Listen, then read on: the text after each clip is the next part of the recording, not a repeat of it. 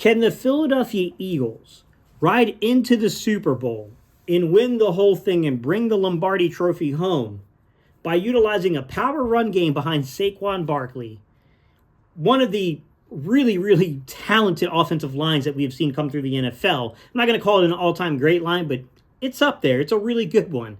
We know that. And then also through a solid defensive performance, can they win it with a conservative approach to the passing game? Can they take the Lombardi home? That's kind of the topic we're going to talk about today, and we're going to kind of juxtapose some things, if you will, hold some things up for comparison as it pertains to quarterback performance and records over durations of time, because Jalen Hurts is in some pretty elite company when it comes to the record thing.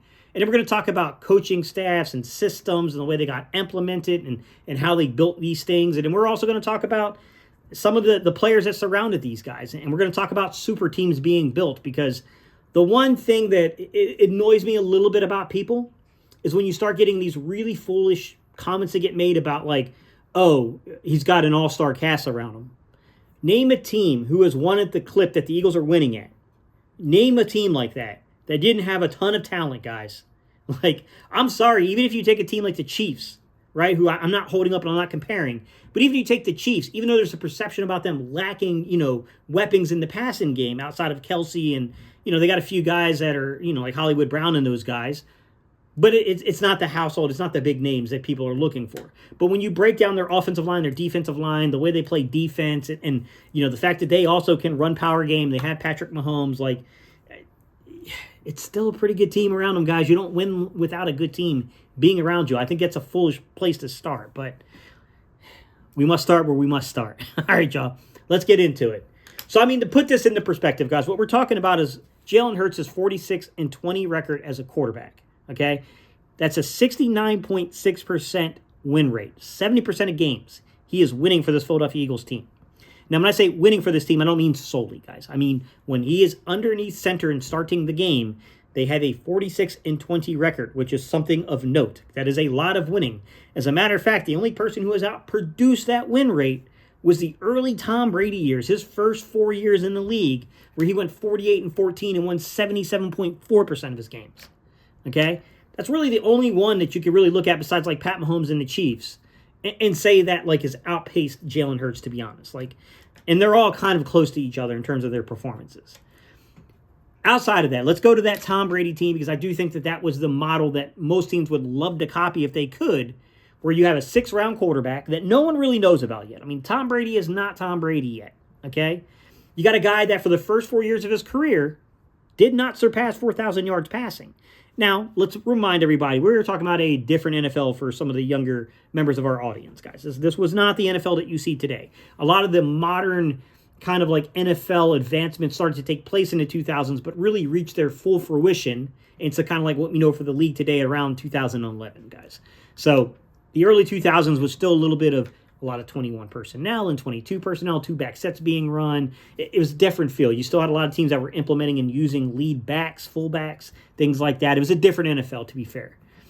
However, Tom Brady's rookie year, he comes out there and throws for 2,843 yards, 18 touchdowns, and 12 interceptions. As a matter of fact, if you go through Tom Brady's numbers, the one thing I will say, and I think you could put this up to a criticism to an extent of our staff, I'm not going to criticize them because they won the games the way they've won the games. Like, it's hard to pull back when you keep winning. However, you look at Tom Brady, and 12 interceptions is not a low number. Then he had like 14 interceptions one year. He never surpassed 30 touchdowns. He never surpassed 4,000 yards during those first 4 years. And yet, they weren't necessarily like pulling back. They were allowing him to make the mistakes. And you could make the claim that the Eagles would have the production that the later Brady would have, those 36, 3,700 yard passing seasons with upper 20s in the touchdowns, but a higher above 10 interception rate. You would have had that type of season from Jalen Hurts if you didn't go to the extreme of scaling back. There's a lot here, guys. I don't have time to get into every single facet of things. We know that partially they scaled back because of injuries. Like, that can't be dismissed. We were dealing with A.J. Brown missing like 3 games. Devontae Smith got knocked out of some games during that span of time. You could look at Dallas Goedert's actual target spread, and you can see where Dallas Goedert got a ton of targets over a 3-week span of time. 2 to 3 week span of time where he had an insane amount of targets because he was the most viable receiving threat at the time out on the field because of guys leaving the lineup.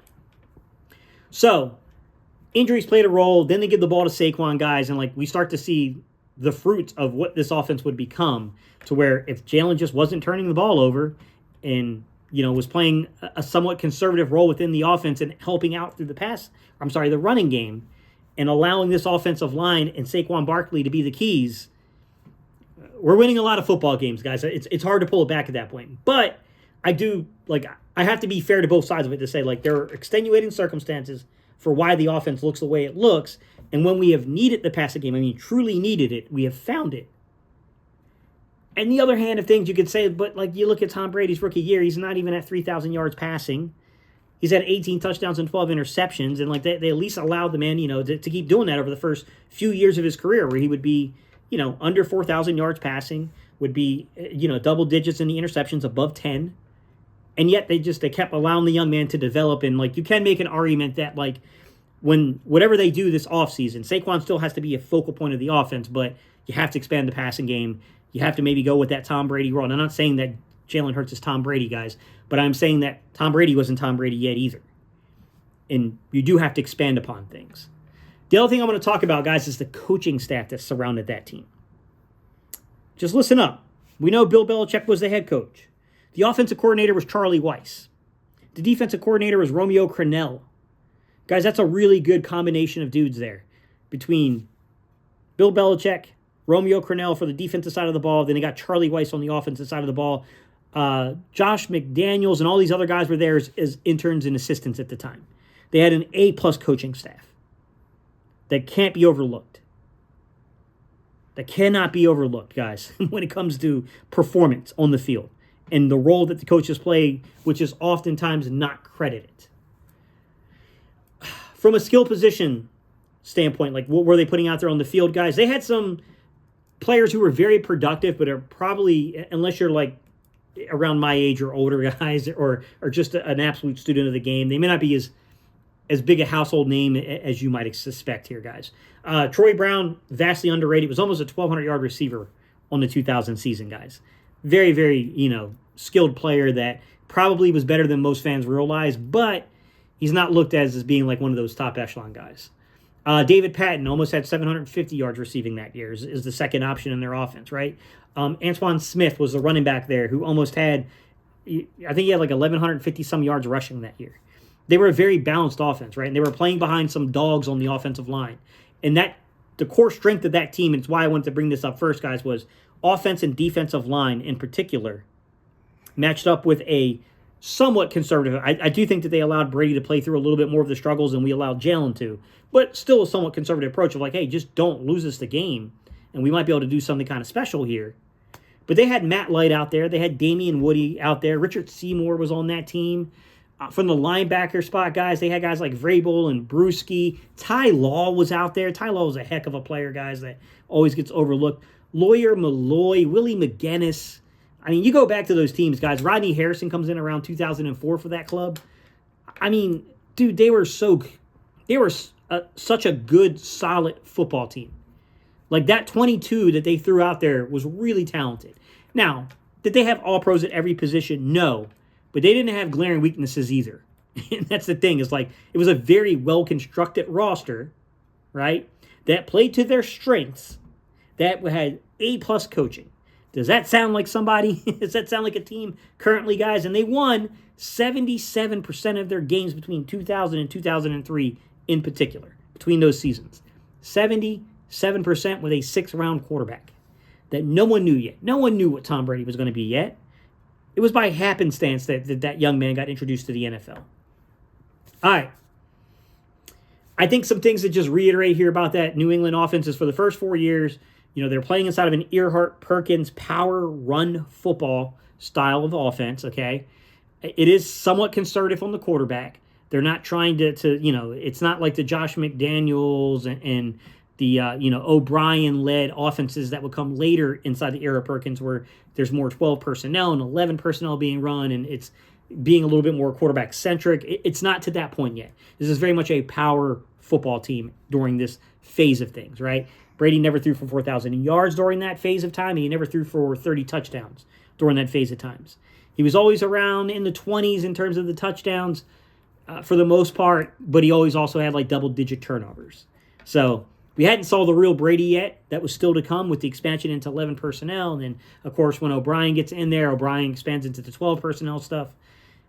We hadn't seen the full fruition yet. That part is true, no doubt about it. All right, to the second example, which was the greatest show on turf with Kurt Warner and the St. Louis Rams, and just that one's not that hard to figure out, guys, in terms of why they won so many football games. Kurt Warner was 36-17, 67.9% of games between 1999 and around 2002-2003 time frame. That's the time frame I kind of narrowed down into. All right? Some of the guys that were involved in terms of coaching that team. Let's start with the coaches first with that Rams team. Dick Vermeil and Mike Martz. Mike Martz being the offensive coordinator. Okay. Peter Guenta. I don't know too much about Peter Guenta. I'm not going to lie to you guys, but he was the defensive coordinator during the first phase of the greatest show on turf. Bobby Jackson would later come on and coach this football team as a coordinator, and Lovie Smith would be the defensive coordinator for that team. But they also brought in the Zampesis to help them, correlate the Air Coryell offense, right? So they had Ernie Zampese and then Ken Zampese come in and play important roles as quarterback coach, and then also play important roles in terms of, essentially the passing game coordinator, right? Ernie Zampese being basically one of the original Don Coryell disciples who kind of helped bring that offensive style to Dallas itself in the 90s. All right. Talking about some of the players that were on that team, guys. We all know Kurt Warner. That one's, no duh. Isaac Bruce. Come on, man. Torrey Holt. Marshall Faulk. Is that good enough talent around the quarterback, guys? Was that an incredibly talented team that was winning 68% of their games, basically? Going past that, guys, they had Ernie Conwell at tight end. Ernie Conwell was a 400-yard receiving tight end for them, right? Orlando Pace at left tackle, one of the great tackles in the NFL history. Definitely one of the, a storied history and a storied player. Then you look at guys like Adam Timmerman. Not quite to Orlando Pace level player here, guys, but a very good offensive lineman for that team. Kevin Carter, London Fletcher, Todd Light, Devin Bush Sr. played safety for them for a year or so. Brian Young, Aeneas Williams. Tell me that team didn't have talent. Tell me what team is winning like Jalen Hurts and Eagles are winning without talent. They all have talent. This is such a ridiculous argument that people present. All right, moving on. The last group I want to talk about in terms of talented was a group that was probably the least successful in terms of a playoff format in terms of winning games when they mattered. Of course, Peyton Manning eventually gets to hoist the Lombardi, but it is not during the era we're about to talk about, unto which Peyton Manning went 38-26. And if you notice, all three of these teams are existing around the same time frame. All right, 38-26 between basically 2000 and 2003. You could definitely go from 99 to 2002 or 2003, or you can go from 2000 to 2004. You can kind of move the markers there as you want to. It's not going to change the story that much. Let's start off with coaching. Their first head coach during this time frame is Jim Mora. And if you remember the way that Jim Mora got dismissed, it was one of the most iconic ways in NFL history to where he did the whole playoffs. That was Jim Mora, guys. Jim Mora had Tom Moore as his offensive coordinator, and this guy, you may have heard of him. Vic Fangio was the defensive coordinator originally there. So if you went back to 99, you would have 3 years of Fangio's defense with the Colts there. In this particular situation, you're going to get 2 years, and then Ron Meeks kind of takes over as the defensive coordinator post Vic Fangio, okay? But listen to the names on this coaching staff. Bruce Arians, Todd Gantham, Jim Caldwell, John Pagano, Howard Mudd was the offensive line coach there. They had an all-star cast of coaches, guys. Past the Jim Mora phase when Tony Dungy comes in, and then you get, the differences in terms of some of the, these guys stepping in, like Ron Meeks coming in for Vic Fangio. I mean, this is an all-star cast of coaches. It's no wonder why they had a lot of success. Now they're running, mostly what I would consider to be more of an Air Coryell style of offense, but you get no offense is truly singular in terms of the way it does. Now, there is a distinct linguistic, backing to play calls. And I don't know unless I'm in the meeting room, guys. I can't tell you that.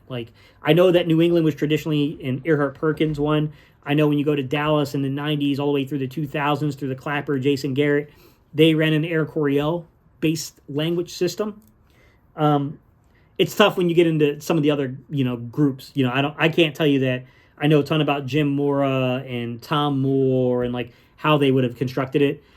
From the tape, I see elements of some of the Earhart Perkins stuff, but I would probably classify it a little bit more strongly, especially knowing Jim Caldwell's background, as well with more of the Air Coryell stuff, to be quite honest. Who surrounded Peyton Manning, guys? And I will say this one's a little bit harder because, like, while I remember the Colts having really good defenses in the 2000s, it wasn't during this time. They had a good defensive coordinator. They had a good secondary in Vic Fangio.